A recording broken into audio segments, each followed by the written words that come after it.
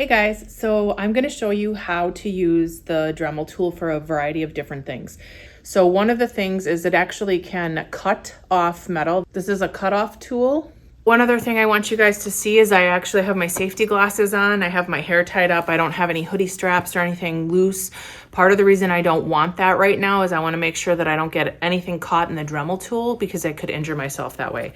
I want to wear a dust mask if I'm sanding or buffing, and I will show you that. One of the first things that I actually want to do is I'm going to clear the rest of this stuff out of my way so that I can actually work on the part of the thing that I want to work on.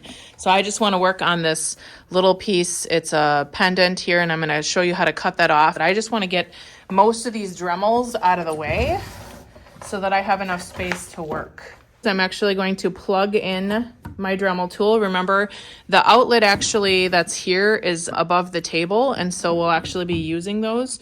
What I'm going to do is I'm going to take this Dremel and I'm going to be turning it on really loud, and then I'm going to cut off this little area that's here just by using this cutoff tool on here. Remember, the friction from this tool is going to make things get hot as you're using it, so you do need to be careful and mindful of that. As I'm touching this right now, it's a little bit warm down here, but the rest of this is actually just fine. I can still hold it. I just wanted to see that before I'm going to cut off the rest of this. So you do have to be careful also as you're doing this because you don't want to actually hit your hand. So I'm going to just go close here.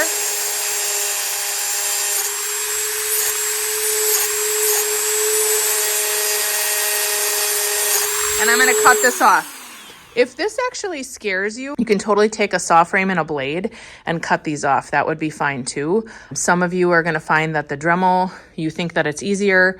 That's fine. But as you were seeing as I'm going on here, sometimes you could slip and then you're going to actually cut yourself with the Dremel tool. So it might be safer to actually use the saw to cut these sprues off. So the last thing that I want to show you is just to make sure that you're putting your tools away. So these are my buffs that I was using. I also have the grinding container that's got all the little grinding bits in it. And I'm going to put it back into the cabinet. And I want to make sure that I put the rouge where the rouge goes and the Tripoli where the Tripoli goes so that everything is cleaned up after every single class, because this is the way the room should be taken care of, is we put everything away so that the next class can actually go and use their things.